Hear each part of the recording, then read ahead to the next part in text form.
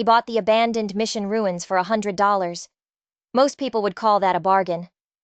Silas Garrett thought he was just buying a pile of old stone and timber to salvage for lumber. The seller, a man named Claude Morrison, seemed almost desperate to get rid of it, practically shoving the deed into his hands with a smile that never quite reached his eyes. It was strange. The mission was built like a fortress, massive stone walls that could stop a cannonball, and solid oak beams that could rebuild half the town. But nobody had touched these ruins for decades. Even when building materials were scarce, the locals just avoided the place. They'd walk miles out of their way to go around it, rather than pass through its crumbling arches. They'd whisper stories about it in the saloon, stories that always ended with a nervous glance over the shoulder. Silas discovered why on his first morning there. He was clearing debris from what he thought was an old storeroom when the floor gave way. Not the whole floor, just a section, rotten through. He fell, but only a few feet, landing on a set of stone steps he never knew existed. Steps that descended into absolute darkness. He got a lamp and went down. 20 steps into the cold, still earth, he found a corridor lined with niches carved into the rock. Some held bones, wrapped in decaying cloth. At the end of the corridor stood a single iron door. It had been sealed from the inside. Someone had welded a thick iron bar across the handle, trapping themselves in. They had chosen to die down here, in the dark, rather than face whatever was waiting for them outside. They were protecting something. But that wasn't the strangest part. The strangest part was what he found later, on the wall of the chapel above. A map, hidden under a century of grime. A map that showed this door, this corridor, was just the beginning. What he'd bought for pocket change wasn't just a ruin. It was the key to an empire. Silas ran his calloused hands along the cold iron of the door. It was solid, fitted tight against the stone frame. 3 months ago, his wife, Martha, had died of fever. It had taken everything they had, leaving him with a mountain of debts and a house full of memories that cut him like glass. When Claude Morrison offered him the mission ruins for $100, Silas saw it as a way out. Enough salvageable stone and timber to build a new life, somewhere fresh, away from the whispers and the pitying looks. The mission was abandoned after some conflict, Morrison had explained, brushing dust from his expensive coat with a flick of his wrist. Native troubles, he'd said, with a dismissive wave that told Silas all he needed to know about the man. The religious folk fled, left everything behind. Now it's just old rocks taking up valuable land. Lies, all of it. Silas had walked the ruins that first day, estimating the value. The main chapel's wall stood 30 feet high, built from granite blocks that would take 6 men to move. The oak beams supporting what was left of the roof were as thick as tree trunks. Even damaged, the stonework showed a level of craftsmanship that modern builders couldn't even dream of. He'd figured the materials alone were worth 20 times what Morrison asked. Too good to be true, Martha would have said. She'd been right about most things. Now, standing in front of this door, deep beneath the earth, he knew she would have been right about this too. The friars hadn't just run away. They had made a last stand. The metal welded across the handle was crude, but effective. It told a clear story. When the attack came, they had retreated down here, sealed themselves inside, and chosen to starve to death, rather than surrender what they were guarding. It was a desperate final act, and it meant they'd had time to hide it well. Whatever lay beyond this door had been sealed away for generations, protected by the friars' sacrifice and the locals' superstitious fear. As he climbed back up the stone steps, back into the world of light and air, Silas felt a weight pressing on his chest. It wasn't fear. It was possibility. A terrible, thrilling possibility. The friars hadn't sealed an empty room. They died protecting something. Something valuable enough to choose a slow death in the dark over surrender. Tomorrow, he'd return with tools. And he would find out what Spanish treasure hunters, territorial armies, and 100 years of history had failed to discover. He would open that door. Silas climbed out of the underground gloom and into the harsh daylight. The main chapel stretched before him, a skeleton of what it once was. Its vaulted ceiling was now just a jagged opening to the sky. Weeds grew between the floor stones that had once been polished smooth by the knees of the faithful. He walked to where the altar had stood, now just a raised platform of cracked marble. Behind it, a massive faded mural covered the wall. Its colors had bled over the years into indecipherable shapes. Saints and angels, probably. The kind of thing meant to give comfort. But something was wrong. Sections of the mural had been deliberately chipped away, as if someone had tried to erase specific figures from the painting. The damage wasn't random decay. It was too precise, too focused. Someone had stood right here and scraped away parts of this holy image. Why? Silas moved closer, running his fingers over the damaged plaster, and that's when his breath caught in his throat. Hidden beneath the layers of grime and faded paint were symbols that didn't belong in any church he'd ever seen.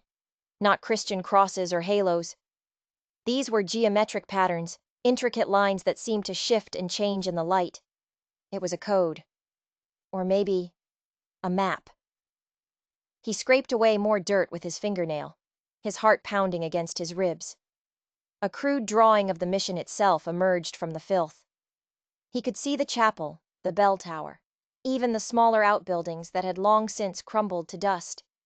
And below the drawing of the mission, clear as day, someone had carved a network of tunnels and chambers. A network that extended far beyond the single corridor he had already discovered. The underground passage with the iron door wasn't the whole secret. It was just the entrance hall. According to this hidden map, chambers branched off in every direction, right beneath the chapel floor. Storage rooms, hidden passages, escape routes. And at the very center of it all, directly below where he was now standing, was a large, circular chamber marked with a symbol he didn't recognize. A symbol drawn with more care than all the others. His discovery of the sealed door suddenly made a terrifying kind of sense. The friars hadn't just hidden their treasure in one room. They had created an entire underground complex, a fortress beneath their own church, designed to protect their most valuable possessions from anyone who might come looking. The iron door was just one entrance. One tiny piece of a much larger and much more dangerous puzzle. The deliberate damage to the mural also took on a new, sinister meaning. Someone had tried to destroy this map, probably during that final, desperate attack, but they'd failed. In their haste, they hadn't removed enough of it. They had left behind the one thing that could unlock everything. Silas spent the rest of the afternoon studying the wall, burning every detail of the carved symbols into his memory. The map showed at least 6 separate chambers, all connected by narrow passages. Some were marked with symbols that suggested religious artifacts, crosses, chalices. Others bore markings that looked like stacks of coins or bars of precious metal. But the largest chamber, the one directly beneath him, carried that strange, elaborate symbol. It wasn't treasure. It was something else. Something more important. Whatever it contained was the crown jewel of the entire collection.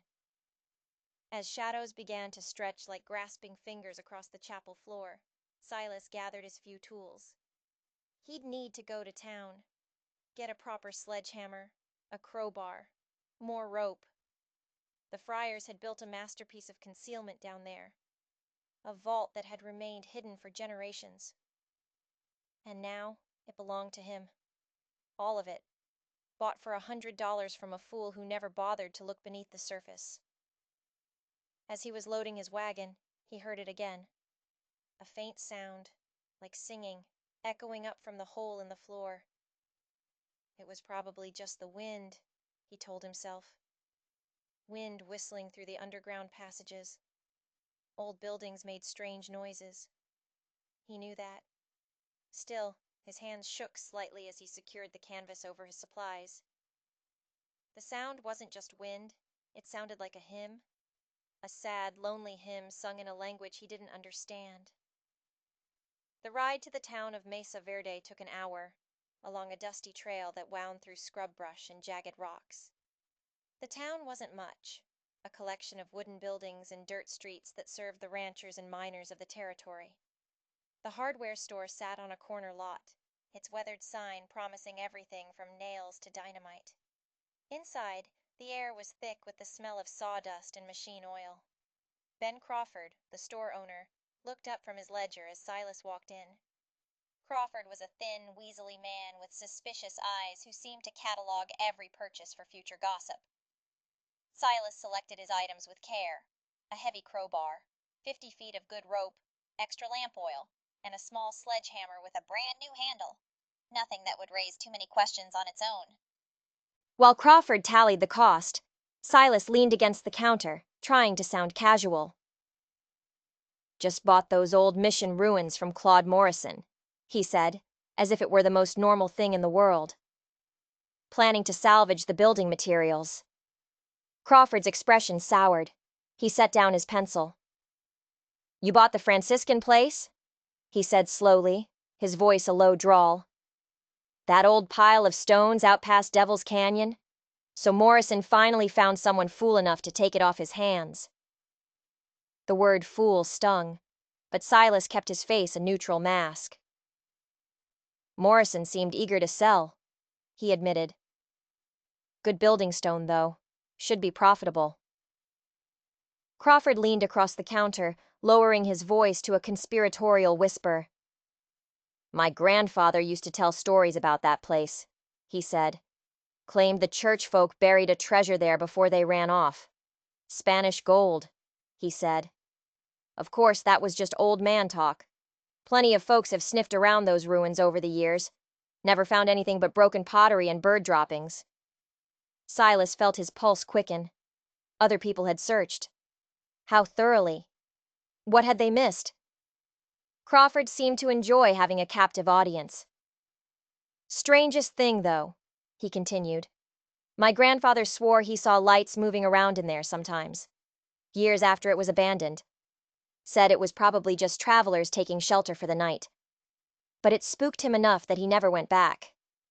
Said the place felt wrong, like it was waiting for something." The old man's words sent a chill down Silas's spine, but he forced a laugh. "Sounds like your grandfather had quite an imagination," he said, counting out the coins for his purchase. Crawford shrugged, sweeping the coins into his till. "Maybe so. But I'd be careful poking around in dark corners out there if I were you. Some things are better left buried." As Silas loaded his wagon outside, he noticed a man watching him from across the street. A well-dressed man, wearing a fine wool coat despite the heat, his boots polished to a mirror shine. When their eyes met, the man gave a slight, almost imperceptible nod, then turned and walked away. But something about his careful, unwavering attention made Silas deeply uneasy. He felt like prey. The ride back to the mission felt twice as long. Crawford's words echoed in his mind, mixing with the memory of that faint, ghostly singing from beneath the chapel floor. Other people had searched these ruins. The man in the fine coat had watched him. Was it just a coincidence? Or had his purchase of the mission already attracted the wrong kind of attention? The sun was hanging low in the sky when he finally reached the ruins, casting long, skeletal shadows across the crumbling walls. Silas unloaded his new supplies, his hands moving with a sense of urgency he hadn't felt before. He lit a fresh lamp, and without a moment's hesitation, descended the stone steps. The underground corridor felt different now. The air was colder, heavier, charged with a silent, waiting energy. Armed with the crowbar and sledgehammer, he approached the iron door. He wasn't just a salvager anymore. He was a treasure hunter, a grave robber. He didn't care. The welded metal across the handle was stubborn, but the ancient iron was brittle with age. He worked carefully, wedging the tip of the crowbar into a small gap and leveraging it with the sledgehammer. After 20 minutes of sweat and strained muscles, the weld broke with a sharp crack that echoed down the stone corridor. The handle turned with a grinding protest of rusted metal. The door swung inward, releasing a rush of stale, musty air that smelled of dust and decay and something else. Something faintly sweet, like dried flowers. The rush of air made his lamp flame dance and flicker wildly. Beyond the door lay another corridor. This one was wider, and its walls weren't lined with burial niches. They were covered in carved stone panels. His lamplight revealed scenes etched into the walls. Religious scenes, but not like any he'd ever seen before. These carvings depicted robed figures carrying objects that seemed to gleam even in the dim, reflected light. Gold vessels, ornate, jewel-encrusted crosses, and what looked like ceremonial coins or medallions stacked high in heavy wooden chests. The corridor ended in a circular chamber with a vaulted ceiling that disappeared into the darkness above his head. Stone alcoves ringed the walls, and most of them still held their original contents. His breath hitched in his throat. It was real. Wooden chests bound with iron straps sat on the floor. Clay vessels, sealed with wax, were scattered around them. A golden crucifix, at least 2 feet long and set with glittering red stones, lay half buried in a mound of dust. Near it, a rotted leather pouch had split open, spilling a river of ancient coins across the stone. He picked one up. It was heavy, the gold soft and warm against his skin, bearing symbols he didn't recognize. Spanish pieces, maybe? Or something much, much older. In one alcove, he found a stack of manuscripts, carefully wrapped in oiled cloth. He unrolled one. The pages were covered in careful, elegant script, in a language he couldn't read. Maps, maybe. Or religious texts. The preservation was remarkable, as if the dry, still air of the chamber had stopped time itself. But the real prize lay in the largest chest, sitting in the very center of the room. Its lock was so old it crumbled to dust at his touch. He lifted the heavy lid. Inside, wrapped in silk that disintegrated as he lifted it, was a crown. Not the kind a king would wear, but something ceremonial. It was crafted from what looked like pure gold and set with emeralds the size of his thumb. They seemed to glow with their own inner fire, catching the lamplight and throwing dazzling green sparks against the stone walls. The workmanship was extraordinary. This wasn't frontier craftsmanship. This belonged in a cathedral in Madrid or a royal treasury in Rome, not buried under a forgotten, ruined mission in the middle of nowhere. Silas stood there, in the silent, dusty chamber, holding a fortune in his hands. More money than most men saw in 100 lifetimes.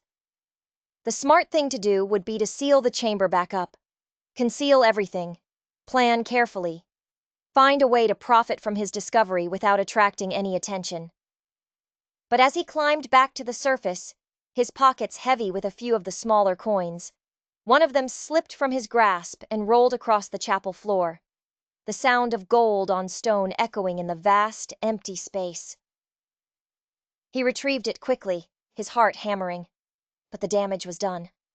The weight of the gold in his hand, the promise of it, made him reckless. Tomorrow, he decided, he would take just this one coin to town.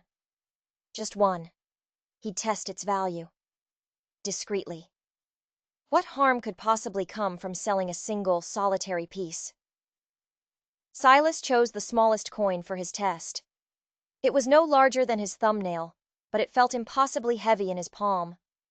The symbols etched into its surface were worn smooth by time, but he could still make out what looked like a mission bell, surrounded by curved lines that might have been mountains or waves. Walking into town the next morning, he rehearsed his story. He'd found it while clearing debris, just a single lucky find. Probably dropped by some traveler years ago. A simple, believable lie. Nothing that would suggest a larger discovery. The assay office was a narrow, grimy building wedged between the bank and the saloon. Inside, it was cluttered with scales, strange glass vials, and chemical testing equipment. Marcus Webb, the assayer, was a careful man who had built his reputation on discretion. Miners and prospectors trusted him because he never asked questions about where their gold came from. Webb examined the coin through a magnifying glass, his weathered face an unreadable mask. He scraped a tiny fleck of gold from the edge and placed it in a dish, adding a drop of acid. It didn't fizz. It didn't change color. Spanish colonial, Webb said finally, his voice flat. Possibly from the old California missions. The gold content is exceptional. Much purer than most coins from that period. He looked up at Silas. This piece would bring $75 from the right collector. Silas tried to hide his shock. $75 for the smallest coin in the entire collection. The larger pieces, the crucifix, that emerald crown, they had to be worth thousands, tens of thousands. Enough money to buy 1,000 acres of land. Enough to build a new life, a better life than the one Martha's death had stolen from him. "I'll take 50 for it now," Silas said, forcing his voice to sound casual, like $50 was a trivial amount. Webb nodded and counted out the bills from a lockbox. As Silas pocketed the money, he noticed the assayer making a small notation in a thick, leather-bound ledger. "Standard practice," Webb explained, seeing Silas watching him. "Have to keep records for the territorial government. They like to know where gold comes from, especially unusual pieces like this, old and pure." The notation felt like a mistake. A big one. The moment Webb's pen touched the paper, a knot of dread tightened in Silas's stomach. But backing out now would only raise more questions. He took the money, nodded his thanks, and left, telling himself it was fine. One small transaction. Webb was known for his discretion. The record would just gather dust with hundreds of others. But as he walked back toward his wagon, he overheard a conversation that made his blood run cold. Two men stood outside the general store, their voices carrying clearly in the still morning air. "Heard Marcus just bought a Spanish colonial coin from some fella," one of them was saying. "Real old piece, pure gold. Said it was worth more than most folks see in a year." The other man, a stranger Silas didn't recognize, leaned in closer, his interest obvious. "Spanish colonial, you say? Where'd he get it?" "Fella claimed he just found it, cleaning up some old property he bought. But Marcus thinks there might be more where that came from. You don't find coins like that just lying around by themselves." The stranger's eyes sharpened. "What property would that be?" Silas ducked behind his wagon before they could spot him, his heart pounding like a drum. He'd heard enough. So much for Webb's discretion. The news was already spreading. A whisper in the assay office had become a conversation on the street. By evening, it would be a story in the saloon. By tomorrow, half the town would know that Silas Garrett, the fool who bought the haunted mission, had found Spanish gold. And they would all be wondering how much more was out there. The smart thing to do would be to load his wagon and disappear. Take what he could carry from the chamber and ride east until he hit the ocean. But the thought of abandoning that fortune, the crown, the crucifix, the chests of gold, it made his chest tight with a greedy panic. Those chambers held enough wealth to last 10 lifetimes. Walking away from that felt like a bigger risk than staying. It felt like dying. The ride back to the mission was the longest hour of his life. Every shadow on the trail looked like a man on horseback. Every distant dust cloud looked like approaching riders. By the time he reached the familiar crumbling walls of the ruins, his shirt was soaked with nervous sweat. He'd barely unhitched his horse when he saw him. A man in an expensive suit was standing near the chapel, examining the mission walls. He ran his gloved hands over the ancient stones with the easy confidence of someone who owned them. It was Claude Morrison. He turned as Silas approached, and the smile on his face was as sharp and cold as a razor blade. "Afternoon, Silas," Morrison said, his voice dripping with false friendliness. "Heard you've been doing some interesting renovation work out here. Finding more than just broken pottery, I gather." Silas kept his expression a blank wall, but his mind was racing. How? How had Morrison found out so fast? It had been less than 6 hours since he'd sold the coin. News traveled fast in a small town, but this was something else. This wasn't a coincidence. Morrison continued walking along the chapel wall, his polished boots crunching on fallen stones. He stopped and picked up a piece of rubble, examining it as if it were a diamond. "You know, I've been thinking about our little transaction," he said casually. $100 was quite generous for a pile of old rocks." He tossed the stone aside. "But I'm a fair man, Silas, always willing to renegotiate when circumstances change." "What circumstances?" Silas asked, though he already knew the answer. Morrison's smile widened, showing a row of perfect white teeth. "Well, it seems like those old rocks might be worth a bit more than either of us realized. Marcus Webb's been talking about Spanish gold. And the funny thing about Spanish gold, Silas, is it usually doesn't travel alone, especially not when it comes from a church. They like to keep their treasures close. Makes a man wonder what else might be buried in these ruins." The threat was polite, but it was as clear as a gunshot. Morrison wanted to renegotiate, which meant he wanted the property back, and the treasure along with it. Silas had the deed. He had legal ownership. But he was quickly learning that legal documents meant nothing when a fortune was at stake. Before he could respond, another sound cut through the quiet afternoon.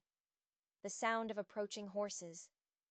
3 riders emerged from the shimmering heat haze on the horizon, their pace steady and purposeful. The man in the lead was heavy-set, with a silver badge pinned to his vest.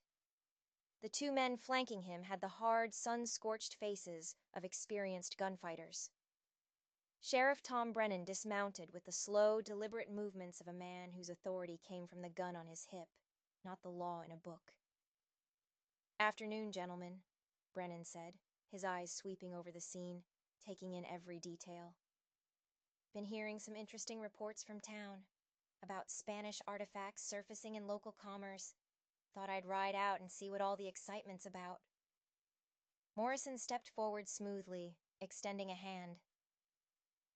"Sheriff Brennan, always a pleasure. I was just discussing some business matters with Mr. Garrett here. Seems there might be historical artifacts on this property." "Artifacts that require official attention." Brennan's gaze shifted to Silas. He looked him up and down, weighing him, measuring him.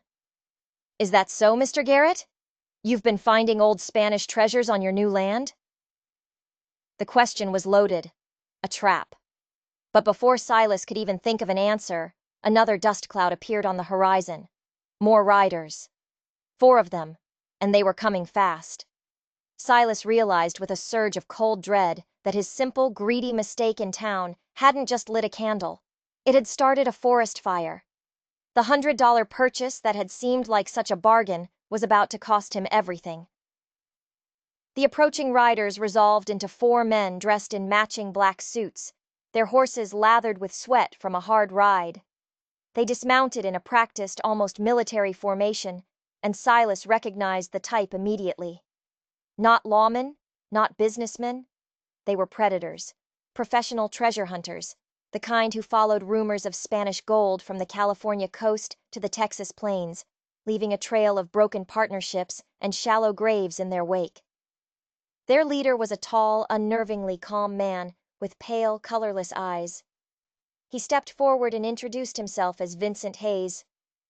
"Heard tell of interesting discoveries in these parts," Hayes said, his voice carrying the cultured accent of an East Coast education, but edged with something cold and dangerous. "Spanish colonial artifacts, specifically. My associates and I represent certain collectors, men who pay handsomely for authentic pieces." Sheriff Brennan shifted his weight uncomfortably, clearly out of his depth. "Now hold on, Hayes. This is official territorial business. Any artifacts found on this land fall under government jurisdiction." Hayes smiled, a thin, bloodless stretching of his lips. "Of course, Sheriff." though I suspect Mr. Morrison here might have a different legal theory regarding private property and mineral rights. Isn't that correct, Claude? Morrison's manufactured confidence wavered. He licked his lips nervously. The deed transfer was legitimate, though certain historical claims might complicate matters of ownership. Silas found himself at the dead center of a three-way standoff. Morrison, the greedy businessman, Brennan, the corrupt lawman, and Hayes, the professional killer. Each group was eyeing the others, maintaining a thin veneer of civilized conversation. But Silas understood the brutal reality simmering just beneath the surface. These men would take what they wanted, through legal tricks, official corruption, or simple, bloody violence. Whichever was fastest. The sun was beginning to set, bathing the ruins in an eerie, blood-orange light. In that fading light, Silas made a decision. A desperate gamble that surprised everyone, including himself. He walked calmly to the chapel wall, to the spot where the hidden mural lay concealed. "Gentlemen," he said, his voice far steadier than he felt. "Before we start discussing ownership and jurisdiction, perhaps you'd like to see what we're actually talking about." He took out his knife and began scraping away the layers of grime and faded paint from the wall. The intricate map carved into the stone began to emerge in the lamplight he'd brought from his wagon. The network of tunnels and chambers beneath their feet.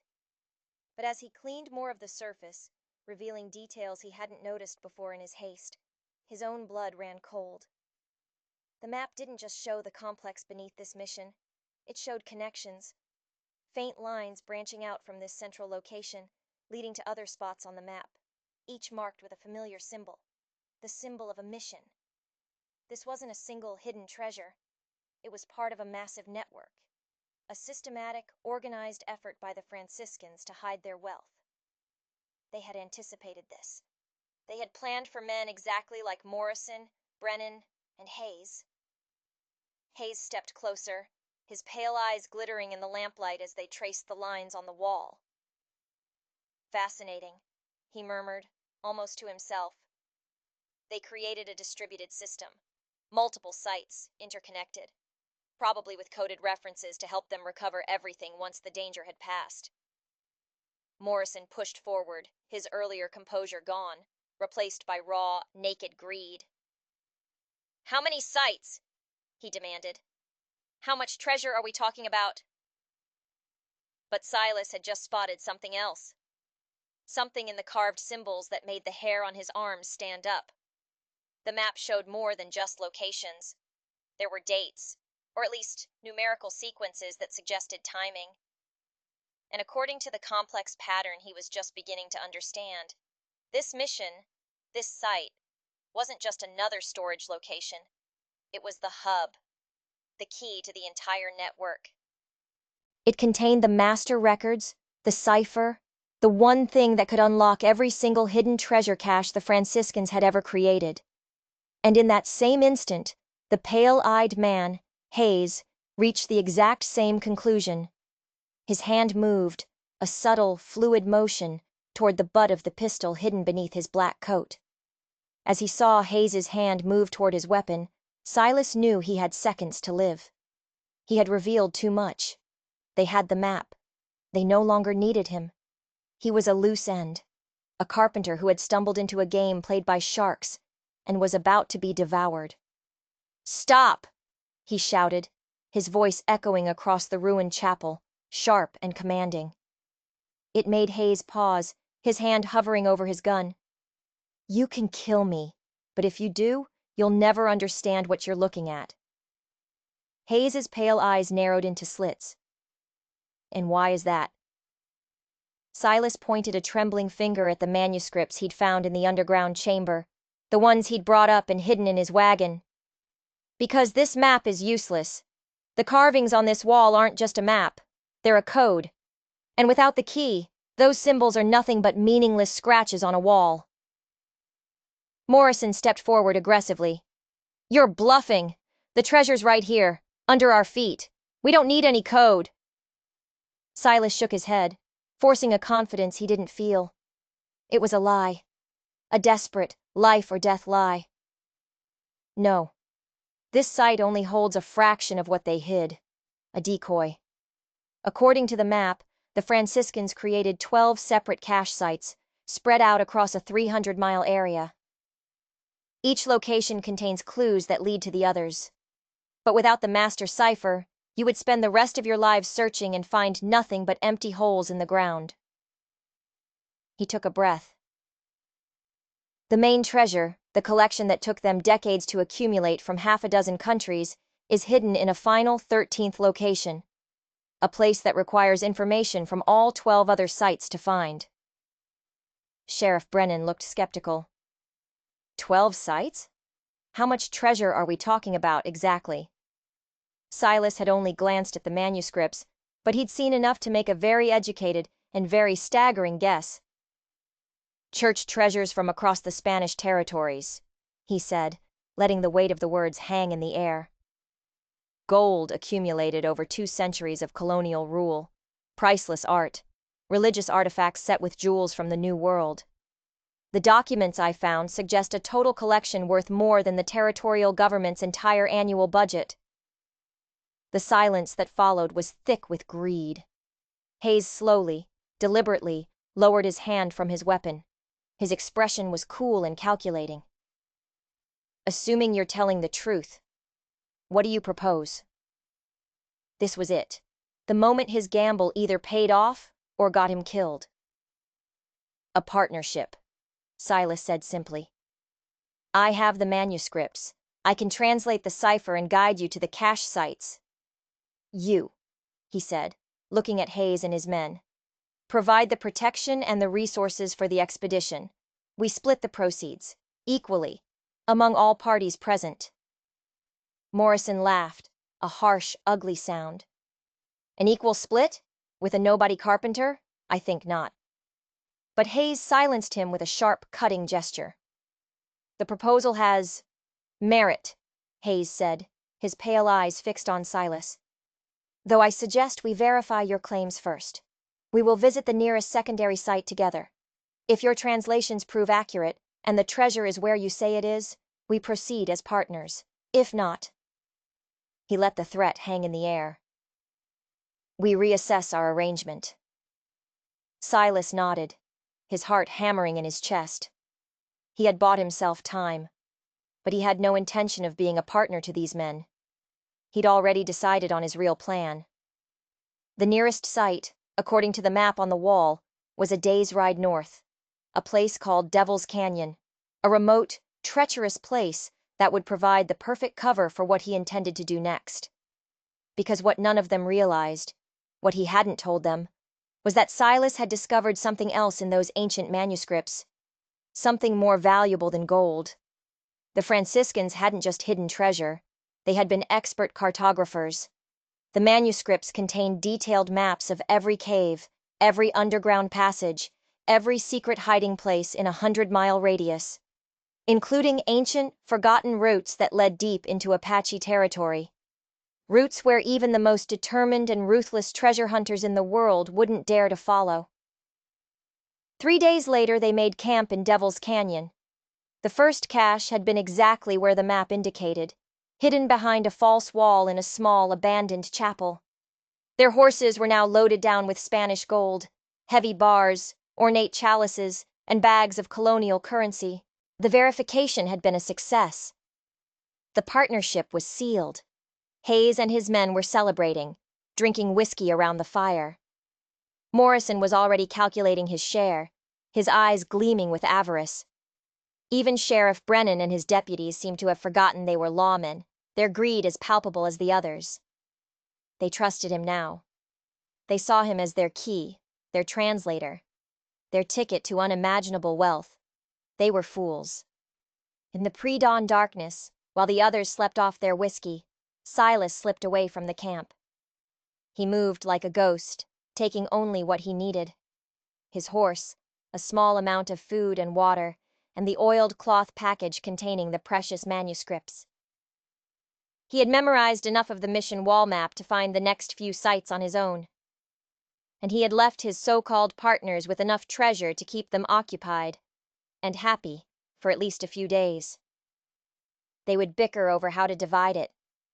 They would argue about the next move. By the time they realized he was gone, he would be long gone. He rode not towards the next cache site on the map they had all seen, but west, towards the jagged peaks that marked the border of Apache territory. He was following a different map now, one from the manuscripts, a secret route known only to the long-dead friars.